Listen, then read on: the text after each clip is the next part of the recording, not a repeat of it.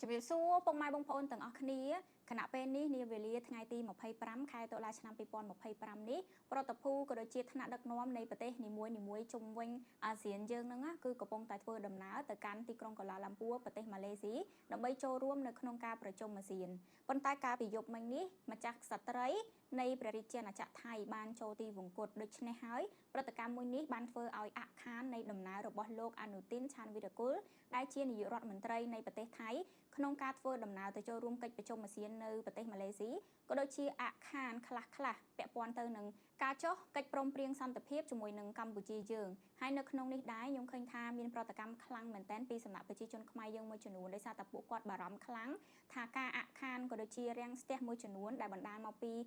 ីការចូលទីវង្គតរបស់មហាក្សត្រីថៃដែលធ្វើឲ្យអាក់ខានដំណើរនៃថ្នាក់ដឹកនាំថៃមួយរូបនេះវាអាចនឹងជះឥទ្ធិពលអវិជ្ជមានមកដល់រឿងកិច្ចព្រមព្រៀងសន្តិភាពជាមួយយើងដែលយើងខំប្រឹងមករយៈពេលប្រហែលខែទៅហើយសូមបញ្ជាក់ផងដែរពុកម៉ែបងប្អូនទាំងអស់គ្នាតាមគម្រោងដើមកិច្ចព្រមព្រៀងសន្តិភាពនេះនឹងត្រូវចុះនៃរសៀលថ្ងៃស្អែកគឺរសៀលថ្ងៃទី26ខែតុលាឆ្នាំ2025ដូច្នេះនៅក្នុងវីដេអូនេះនាងខ្ញុំនឹងនិយាយពីបញ្ហានឹងជូនពុកម៉ែបងប្អូនទាំងអស់គ្នាកុំឲ្យពុកម៉ែបងប្អូនទាំងអស់គ្នាព្រួយបារម្ភខ្លាំងឬក៏រឿងខ្លះគួរបារម្ភដែរអញ្ចឹងចែកគ្នាដឹងទាំងអស់គ្នារឿងណាខ្លះយើងត្រូវបារម្ភនិងមិនត្រូវបារម្ភក៏ដូចជាការពារនៅរឿងមួយចំនួនកុំឲ្យពុកម៉ែបងប្អូនទាំងអស់គ្នាមានការយល់ច្រឡំប៉ុន្តែមុននឹងសូមពុកម៉ែបងប្អូនទាំងអស់គ្នាចុច Subscribe ផងហើយនាងខ្ញុំនឹងអាប់ដេតព័ត៌មានជាបន្តទៀតនៅថ្ងៃស្អែកជាពិសេសពាក់ព័ន្ធទៅនឹងលទ្ធផលនៃកិច្ចព្រមព្រៀងសន្តិភាពនេះក៏ដូចជាពាក់ព័ន្ធទៅនឹងការប្រជុំឲ្យដូចគ្នាតាមពិតទៅនាងខ្ញុំឥឡូវនេះកំពុងតែរៀបចំខ្លួនទៅពលានដូចគ្នាដូចដែលដឹងហើយពុកម៉ែបងប្អូនរដូវកាលនេះគឺជារដូវកាលនៃការប្រជុំអាស៊ានអញ្ចឹងនៅក្នុងការប្រជុំអាស៊ានហ្នឹងយើងមានកិច្ចប្រជុំពាក់ព័ន្ធផ្សេងជាច្រើនណាបានន័យថានៅក្នុងប្រជុំអាស៊ានហ្នឹងដដែលប៉ុន្តែប្រជុំកិច្ចពាក់ព័ន្ធតាមផ្នែកនីមួយហើយនាងខ្ញុំនឹងទៅចូលរួមកិច្ចប្រជុំមួយដែលពាក់ព័ន្ធទៅនឹងផ្នែកវិស្វករគឺបើយើងនិយាយខ្លីទៅគឺប្រជុំបែបវិស្វករវិស្វកម្មអាស៊ានអញ្ចឹងផ្នែកវិស្វករប្រទេសផ្សេងនៅក្នុងអាស៊ានហ្នឹងក៏នឹងទៅជួបគ្នាដូចគ្នាប៉ុន្តែដោយសារតែឡាវអាក់ខាននៅក្នុងការទទួលឬក៏ធ្វើជាម្ចាស់ផ្ទះកិច្ចប្រជុំពាក់ព័ន្ធដូច្នេះហើយការពីឡាវធ្វើម្ចាស់ផ្ទះហ្នឹងបានផ្ទេរទៅឲ្យម៉ាឡេស៊ីជំនួសហើយដូច្នេះឆ្នាំនេះម៉ាឡេស៊ីទទួលតែកិច្ចប្រជុំធំទេដល់ពេលកិច្ចប្រជុំពាក់ព័ន្ធមួយចំនួនជាពិសេសផ្នែកវិស្វករនេះយើងទៅប្រជុំនៅ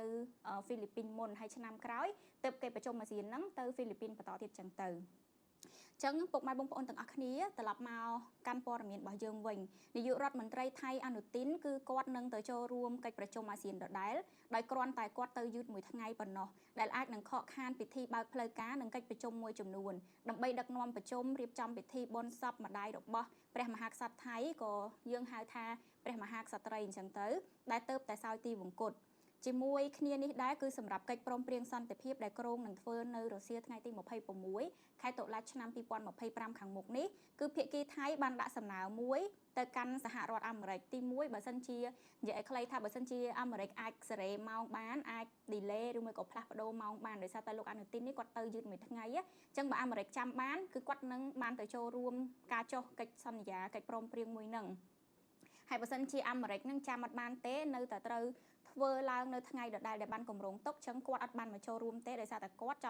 ជាប់ធ្វើបុណ្យនៅឯប្រទេសថៃនឹងហើយគាត់នឹងឲ្យអ្នកតំណាងរបស់គាត់ដែលជារដ្ឋមន្ត្រីការបរទេសជាអ្នកចុះហត្ថលេខាជំនួសតាមពិតទៅកន្លែងនេះពុកម៉ែបងប្អូនទាំងអស់គ្នាបើរឿងវិជ្ជមានយើងអាចនិយាយថាយើងសរុបន័យទៅគឺដំណើរការនៃការចុះកិច្ចព្រមព្រៀងគឺវានៅតែប្រព្រឹត្តទៅដូចដើមដដែលទេវានឹងមានការចុះកិច្ចព្រមព្រៀងមួយនឹងប៉ុន្តែគ្រាន់តែថាវាអត់ល្អអត់ខ្ចោះដូចអ្វីដែលបានគ្រោងទុកប៉ុន្តែបើយើងនិយាយពីចំណុចអវិជ្ជមានក៏មានដែរទី1ពុកម៉ែបងប្អូនទាំងអស់គ្នាអាមេរិកដែលខំស្កាត់មកពីណាពីណីហើយជាប្រទេសមហាអំណាចធំខ្លាំងមែនតើហើយគេឆ្លៀតពេលវេលារបស់គេដោយសារគេជាអ្នកធំជាងយើងហើយគេមកធ្វើសាក់សីមកធ្វើអីឲ្យយើងដល់ពេលដែលយើងថៃឬក៏កម្ពុជានេះដែលជាប្រទេស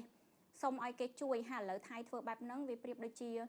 បានន័យថាវាជារឿងអត់សុបាយចិត្តអត់សូវឲ្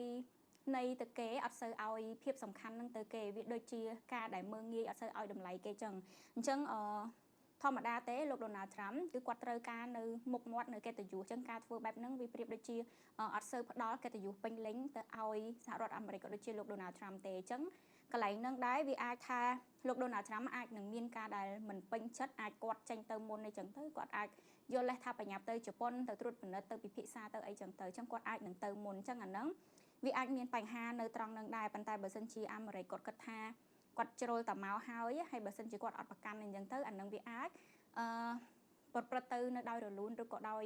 អ្វីដែលយើងបានគ្រោងទុកហើយមួយវិញទៀតពុកម៉ែបងប្អូនទាំងអស់គ្នាថ្មីត្បិតតែវានៅតែមានផ្លូវអាចប្រព្រឹត្តឬក៏អាចចុះនៅកិច្ចព្រមព្រៀងនឹងបានមែនប៉ុន្តែវាធ្វើឲ្យសហរដ្ឋអាមេរិកឬក៏លោក Donald Trump ហ្នឹងហាក់មានអារម្មណ៍ថា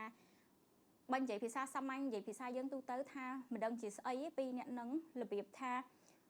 អត់រលូនហើយគេខំមកពីណាពីណីចឹងទៅយើងដូចមានភាពរអាក់រអួលយើងអត់សូវផ្ដល់ភាពសំខាន់ឲ្យគេធ្វើឲ្យគេធុញទ្រាន់និយាយខ្លីទៅគឺផ្ដល់នៅភាពស្មុគស្មាញឲ្យគេធុញទ្រាន់ជាធម្មតាហើយនៅពេលដែលគេមានអ្នកធំមួយទោះបីយើងនិយាយពីកិច្ចប្រជុំឬក៏អីក៏ដោយអ្នកដែលយើងត្រូវការគេជួយអ្នកដែលប្រទេសទូចជាងឬក៏ជាម្ចាស់ផ្ទះឬក៏អីហ្នឹងគឺគេសម្រួលឲ្យអស់ហើយតែនេះគេខំមកពីឆ្ងាយជាប្រទេសធំជាងហើយទាំងដែលរឿងហ្នឹងអត់ពាក់ព័ន្ធជាមួយគេសោះគេលូកដៃជួយបែរជាយើងអ្នកដែលជាគូចំនួនអ្នកដែលកំពុងមានបញ្ហាជាមួយគ្នានេះ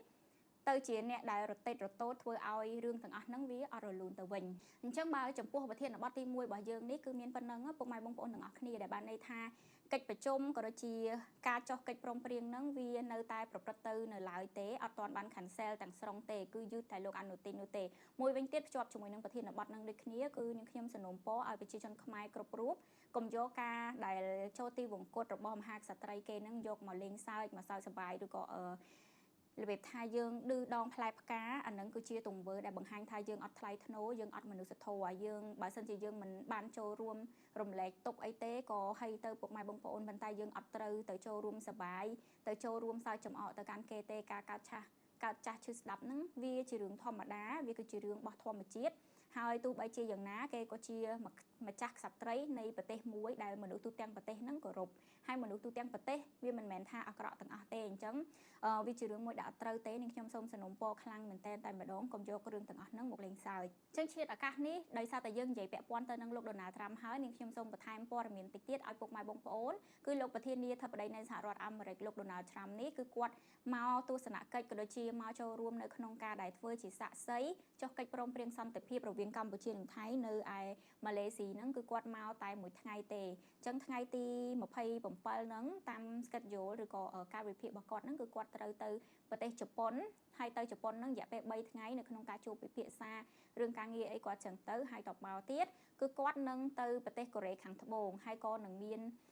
ការជួបជាមួយនឹងលោកស៊ីជីនពីងដែលជាប្រធានាធិបតីនៃសាធារណរដ្ឋចិនដូចគ្នាដែរនៅពេលចុងបញ្ចប់អញ្ចឹងជំនួបមួយនេះវាអាចនិយាយបានថាដំណើរនេះគាត់មិនមែន direct មកសម្រាប់យើងទេវាជាដូច round trip ចឹងពុកម៉ែបងប្អូនគេមកទស្សនកិច្ចចឹងទៅគេវងមកជុំហើយចូលតណេះផងចូលតណោផងអានោះវាជារឿងទូទៅរបស់ប្រទេសធំទេភាគច្រើនគឺគេយកពេលវេលាដែលមានការប្រជុំអីហ្នឹងឯងដើម្បីមកចឹងទៅបានន័យថាឲ្យជាកិត្តិយសផ្ដល់ជាកិត្តិយសផងហើយចូលរួមផងទៅហើយចំពោះចំនួនរវាងសហរដ្ឋអាមេរិកជាមួយនឹងចិនហ្នឹងខ្ញុំឃើញពុកម៉ែបងប្អូនមួយចំនួនណា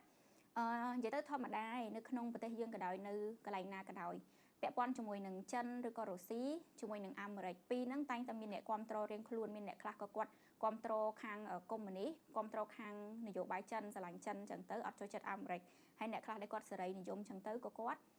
គ្រប់គ្រងខាងអាមេរិកប៉ុន្តែនៅក្នុងនឹងដូចគ្នា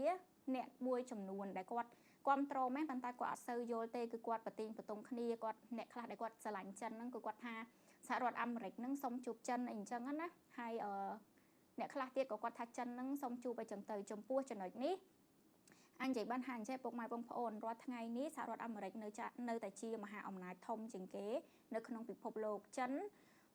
ពីដំបូងមកអាចថាតាមរៀងចិត្តតន់ណាប៉ុន្តែរយៈពេលចុងក្រោយនេះចិនមានបញ្ហាផ្ទៃក្នុងផងសេដ្ឋកិច្ចផងអីផងអញ្ចឹងចិនមានគម្លាតឆ្ងាយខ្លាំងមែនទែនពីសហរដ្ឋអាមេរិកហើយសហរដ្ឋអាមេរិកជាប្រទេសដែលធំជាងគេមិនដែលទៅសុំជួបអ្នកណាទេបងប្អូនអញ្ចឹងការនេះយើងមិនអាចថាចិនទៅសុំជួបអាមេរិកឬក៏អាមេរិកនឹងទៅសុំជួបចិនទេគឺអត់មានអ្នកណាសុំជួបអ្នកណាទេគឺគេមានបញ្ហាដែលត្រូវដោះស្រាយគ្នាហើយគេត្រូវជួបគ្នាតែម្ដងបើសិនជាអាមេរិកសុំជួបចិនគេទៅជួបនៅទីក្រុងប៉េកាំងក្នុងប្រទេសចិនបាត់ទៅហើយចំពោះចិនបើចិនជាអ្នកទៅសុំជួបអាមេរិកហ្នឹងគឺប្រហែលជាគេទៅសុំជួបនៅឯសហរដ្ឋអាមេរិកនៅ White House អីហើយប៉ុន្តែអានេះមិនមែនទេបានន័យថា ខាងអាមេរិកក៏គេឆ្លៀតឱកាសផងទៅគេមានការគេចង់ជួបដែរមិនមែនថាអត់ចង់ជួបទេដល់ពេលចិនក៏ដូចគ្នាយ៉ាងហោចណាស់ក៏អាមេរិកមកទឹកដីអាស៊ីដែរចឹងជួបគ្នាក៏វាងាយអញ្ចឹងមុខមាត់ក៏ល្អទាំងសងខាងអត់មានអ្នកណាជួបអ្នកណាទេហើយចាំមើលថាតើលទ្ធផលនៃជំនួបរវាងលោក Donald Trump ក៏ដូចជាលោកប្រធានាធិបតីស៊ីមានលទ្ធផលយ៉ាងណាធ្វើឲ្យមាសឡើងថ្លៃឬក៏មាសចុះថ្លៃតើមានវិបត្តិសេដ្ឋកិច្ចឬក៏សេដ្ឋកិច្ចដំណើរការល្អបន្ទាប់ពីហ្នឹងនាងខ្ញុំនឹងអាប់ដេតជូនពុកម៉ែបងប្អូនបន្តទៀតប៉ុន្តែឥឡូវនេះអត់អាចនិយាយបានទេដោយសារតែដល់ម៉ោងទៅហើយអញ្ចឹងព័ត៌មាននៅក្នុងថ្ងៃនេះមានតែប៉ុណ្្នឹងទេពុកម៉ែបងប្អូនកុំភ្លេចចុច Subscribe ដើម្បីជួបនឹងតាមដាននាងខ្ញុំក្នុងការផ្ដល់ជាព័ត៌មានក៏ដូចជាដំណឹងផ្សេងៗនិងចំណេះដឹងផ្សេងៗនៅក្នុងវីដេអូក្រោយៗទៀតអរគុណជម្រាបលាបាយបាយ